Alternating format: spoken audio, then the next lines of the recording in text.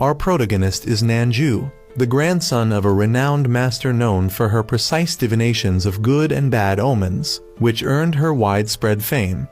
However, Nanju didn't learn much from her, so his knowledge of divination is minimal.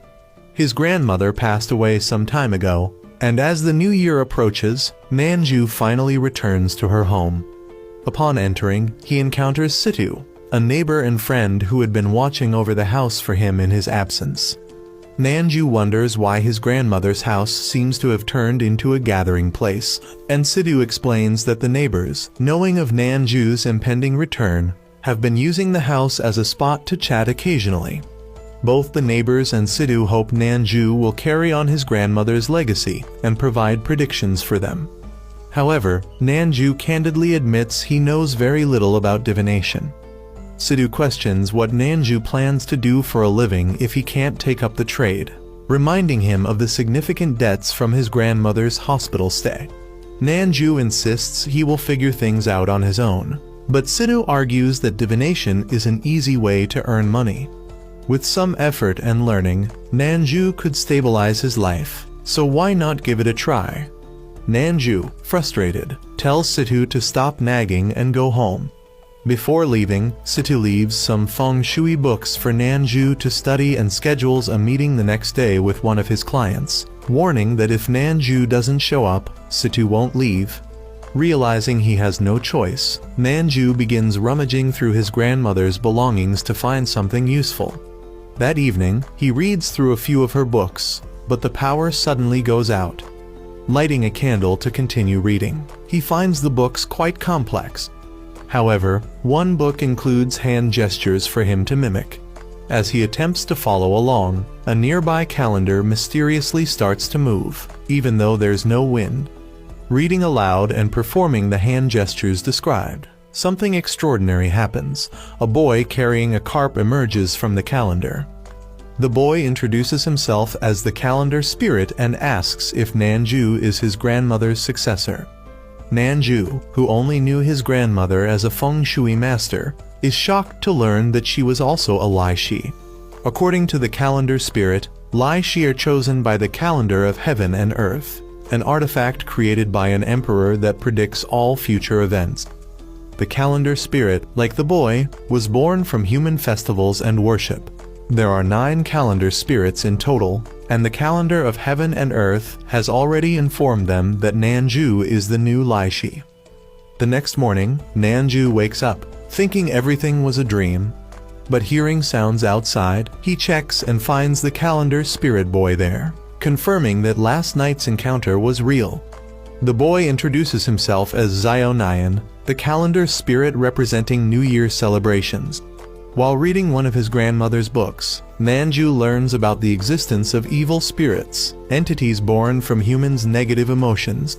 Because these emotions exist everywhere, so do the evil spirits.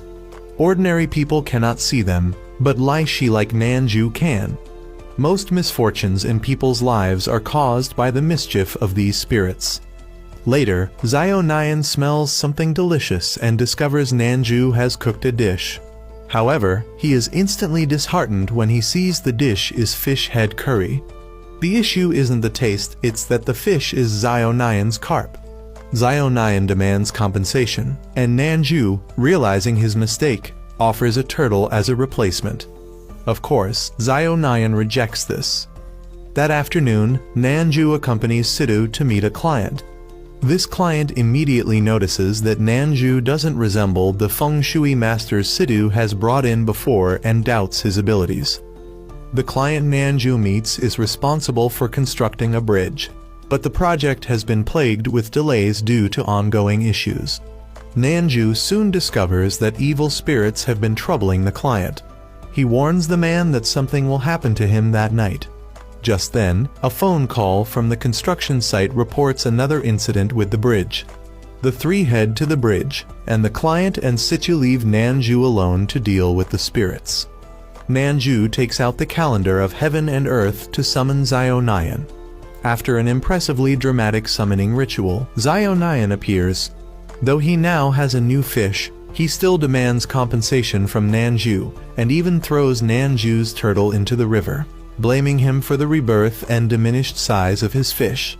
The two then begin their mission to exorcise the evil spirits.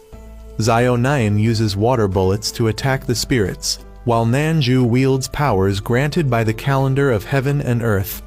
Xiao Nian laments that if his original fish hadn't been cooked, he could have handled the situation in one strike.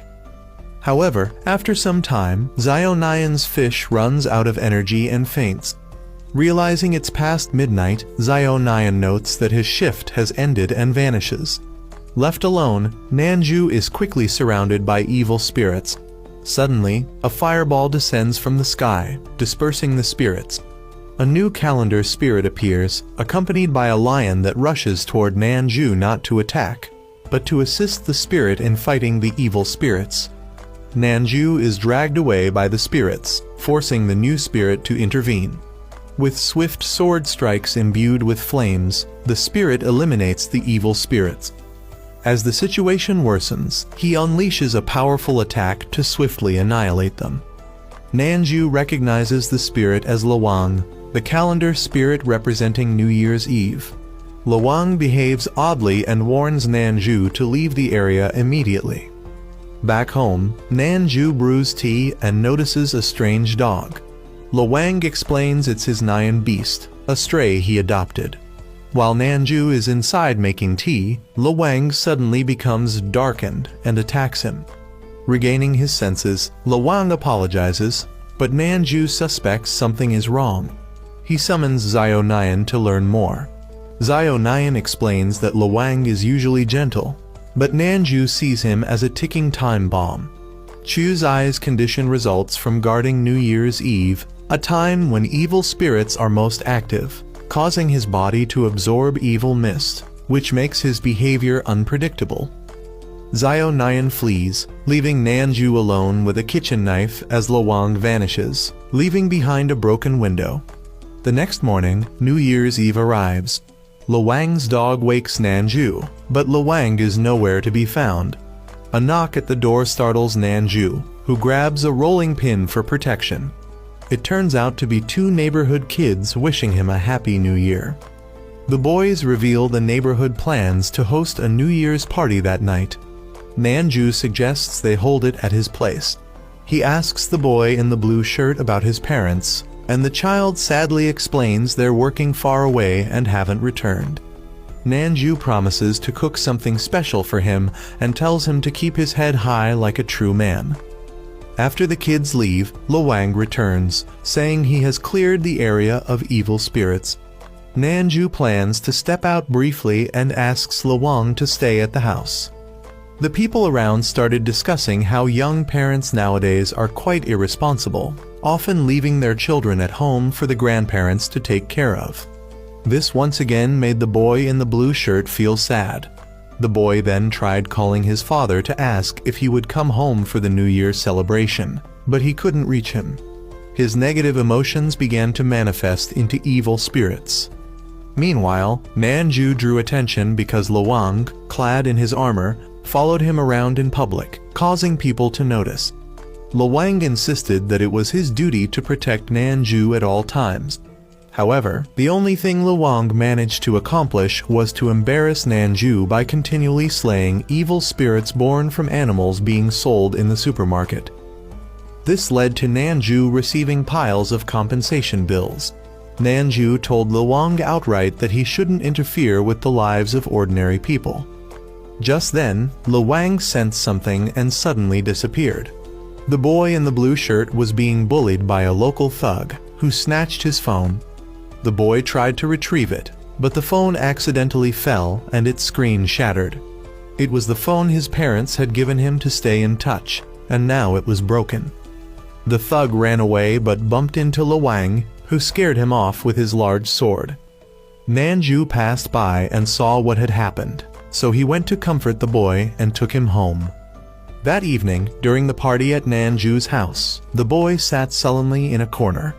Nanju realized the biggest reason for this was likely his parents' absence. To make matters worse, his friend in a brown shirt kept bragging about the new things his parents had bought him for the new year, making the boy feel even more upset. The mounting negativity caused stronger evil spirits to form. Situ also arrived at Nanju's house and asked who the armored man was. Nanju quickly explained that it was someone who had just returned from a mall festival and hadn't had time to change. Situ handed Nanju payment for their last exorcism job, though Nanju complained it was too little. Situ promised to transfer the rest later. Suddenly, Nanju noticed something unusual inside the house and went to check. He found the neighbor and her son unconscious while the boy in the blue shirt was being controlled by an evil spirit. The spirit attacked Nanju, making him recall a time when he had been just like this boy. Nanju managed to escape the mental trap and attempted to cleanse the spirit from the boy. However, the spirit began attacking everyone, forcing Luang to step in. Luang unleashed a powerful attack to completely destroy the spirit. Then instructed Nanju to erase everyone's memories of the incident. Luang offered to guide him on how to do it. The boy in the blue shirt woke up and believed everything that had happened was just a dream. However, all of the events he had experienced were real. Later, the neighbor called the boy over to answer the phone. On the line was someone claiming to be a colleague of his parents, assuring him that his parents would return in a few days. The boy was told not to be sad and to cheer up. In truth, these words were from Nanju, who simply wanted to make the boy feel happier for the new year. Not long after, the clock struck midnight, marking the arrival of the new year. The next morning, as Nanju was sleeping, someone threw a firecracker into his room, forcing him to rush outside. He didn't know where the firecracker had come from until a new calendar spirit appeared behind him, Danayan, the spirit representing the early days of the new year. At that moment, the neighbor and her son arrived to wish Nanju a happy new year. Danayan explained that he had come to retaliate because Nanju had made his younger brother cry. Danayan then launched an attack with a firecracker aimed at Nanju, but Nanju dodged, causing Danayan to fall. The neighbor and her son greeted Nanju for the new year, but Nanju noticed an evil mist surrounding them. Danayan suddenly charged forward, causing a firecracker to explode and engulf the surrounding area. Nanju had to give Danayan a scolding for harming humans. However, Danayan insisted that his firecrackers only harmed evil spirits and not people. Nanju advised him not to throw firecrackers recklessly in the future, but Danayan, considering himself mature, refused to heed Nanju's lecturing tone. The neighbor mistakenly thought Danayan was Nanju's son, forcing Nanju to clarify the situation. Danayan then showcased his talent by writing couplets for New Year decorations, surprising everyone. He hung the couplets on Nanju's front door and asked the neighbor's son if he knew the reason for hanging red couplets and lighting firecrackers during the new year. Danayan explained that it was to ward off monsters that usually cause trouble during the new year, since these monsters feared the color red and disliked loud noises. The neighbor then invited everyone inside to eat dumplings. Situ also arrived to wish everyone a happy new year. Seeing Nanju enjoying himself, Situ lamented that his own new year had started with him eating porridge. Danayan remarked that eating porridge at the beginning of the year would bring poverty and bad luck for the rest of the year, provoking Situ's irritation. However, Situ refrained from arguing further as he had come to inform Nanju about a new job. Situ brought Danayan and Nanju to a museum that had been experiencing strange occurrences recently. The director of the museum had invited a feng shui master to investigate. Upon arrival, Danayan noticed the museum housed rare and invaluable ancient ceramics. Situ doubted their worth, leading to another argument between him and Danayan. The three then met the museum director, and Nanju introduced himself. The director explained that strange incidents had indeed been occurring. Suddenly, the museum experienced a power outage and tremors. Everyone evacuated while Danayan discovered evil spirits present and threw firecrackers toward them. The director, fearing damage to the priceless artifacts, stopped Danayan. Outside, the director scolded Nanju's group, but Nanju explained that the firecrackers were exorcism tools that wouldn't harm the artifacts. The director reluctantly believed him and detailed the recent events. He noted that if the situation wasn't resolved soon, more artifacts would be at risk. Recently, several artifacts had been mysteriously damaged, with clear signs of human interference, yet security cameras revealed nothing.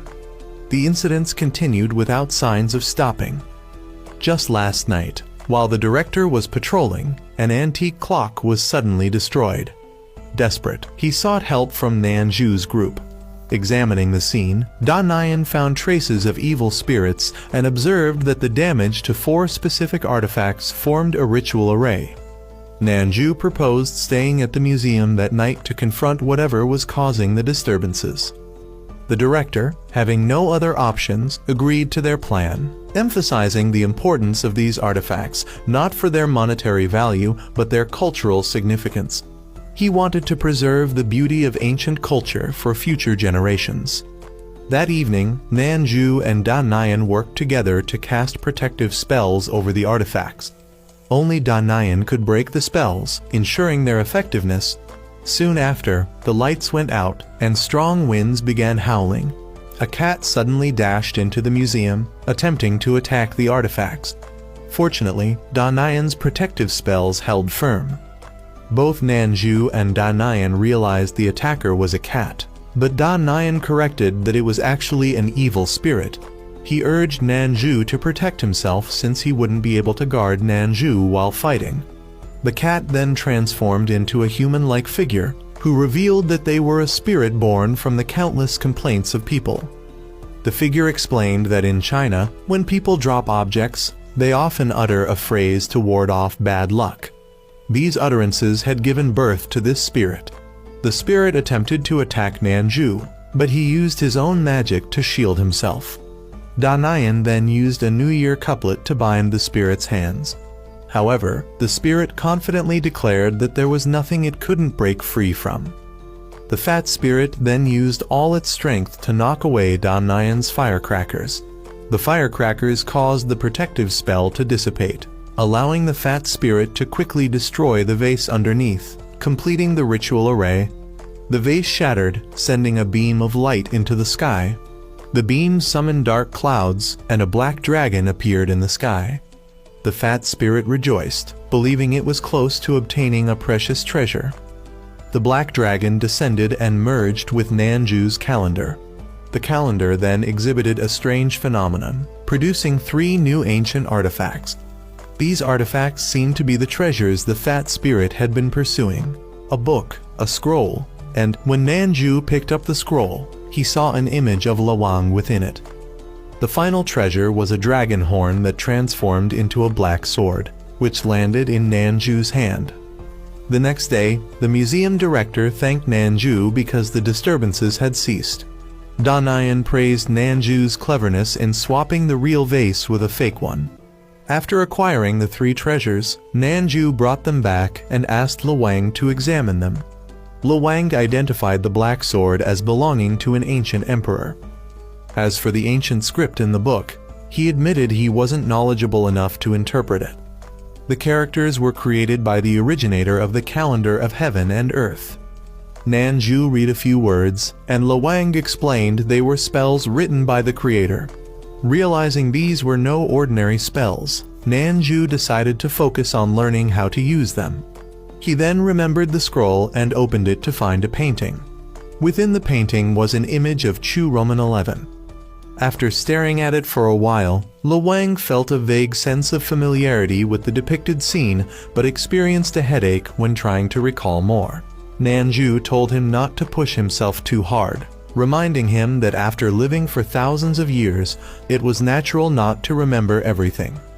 The two decided to go out and have fun since it was the Lantern Festival, the 15th day of the first lunar month. Outside, evil spirits began appearing, but a girl quickly dispatched them with her spirit beast.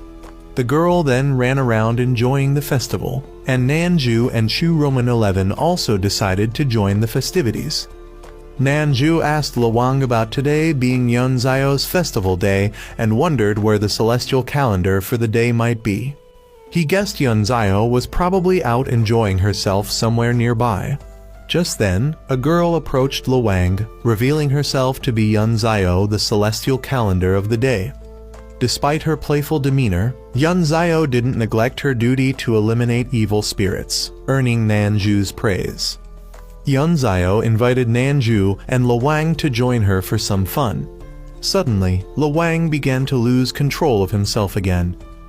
Yun Zio explained that since it wasn't Chuzai's festival day, he was weaker and more prone to losing control.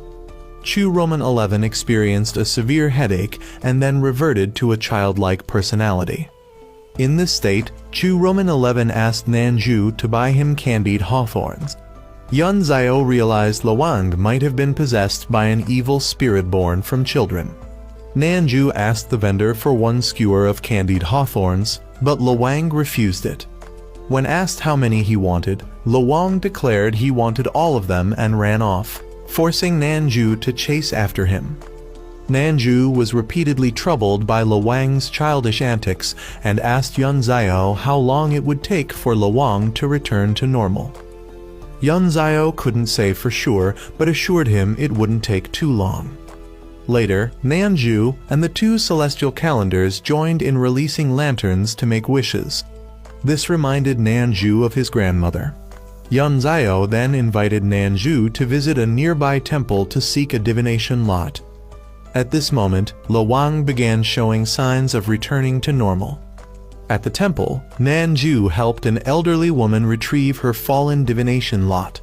Yun Zio checked to see if Nanju had drawn his own lot, but the elderly woman then asked both of them for assistance.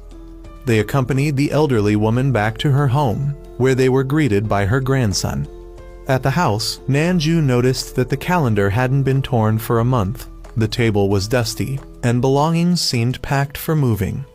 Yun Zio started preparing food, while Nanju noticed the cakes Yun Zio offered him. When he asked Luang if he wanted some, Luang declined. Nanju immediately understood the reason Yun Zio's cooking was terrible. Her technique wasn't bad, but her knowledge about flavors and ingredients was lacking. The elderly woman approached Nanju once more, handing him a box and asking him to deliver it to her son. Suddenly, a couple arrived, surprised to find their son there. Seeing Nanju's group, they grew suspicious, thinking the three of them were human traffickers. Nanju explained that they were invited in by the elderly woman and her grandson, not trespassers. However, the man claimed his mother had passed away some time ago, making him doubt Nanju's story. Nanju handed over the box the elderly woman gave him, but the man knocked it aside in frustration. When the contents spilled out, he paused and finally sat down to listen. It was then that Nanju realized the elderly woman had indeed passed away long ago, which explained why the house was so worn down. Inside the box was a toy the man had once wanted his mother to buy for him, but someone else had gotten to it first. Out of love for her son, the elderly woman had gone far away to buy the toy and kept it safe all these years. Along with the toy was a drawing the man had made as a child. The man recounted how much he had loved his mother, especially since his father had passed away early. He also remembered how, after a serious accident, his mother had begged the doctor to save him. The doctor did everything possible to help him recover. During his hospital stay, his mother stayed by his side, caring for both him and his wife. The three of them had taken a photo together during that time, and not long after, the couple had a child, leading to another family photo. In recent years, however, the man had become so busy that he couldn't return home to celebrate the new year with his mother. Knowing she didn't have much time left, the elderly woman had written a letter to her son's family. The money her son sent her every month was carefully saved, as she barely spent any of it, intending to pass it on for her grandson's education. In her letter, she expressed her regret at not being able to celebrate one last New Year with her son's family. Now, she could finally rest in peace. This became a lesson for everyone. No matter how busy life gets, always make time for your loved ones. Don't wait until it's too late to regret lost opportunities. The man's family burned lanterns to send their wishes to the elderly woman. Nanju's group, having completed their task, also left. Several days later, Nanju encountered a new celestial calendar who introduced himself as Hua Zhao, the deity representing China's ancient flower viewing festival. This festival was once popular in the past when young women would offer flowers to the gods, but it had since faded into obscurity, with only a few places still preserving the tradition. Hua Zhao remarked that human life was like a flower. It blooms briefly and then withers. He believed that, one day, all festivals would be forgotten, and celestial calendars like him would gradually fall into eternal slumber. Nanju expressed his desire to prevent people from forgetting such festivals, but Hua Zhao replied that life and death follow their destined paths, and one should face what comes with acceptance. As they talked, they noticed a girl hugging a nearby tree. She longed to see the tree bloom with a sick friend, but being blind, she couldn't see the blossoms for herself. Hua Zhao handed her a leaf to help her imagine the flowers.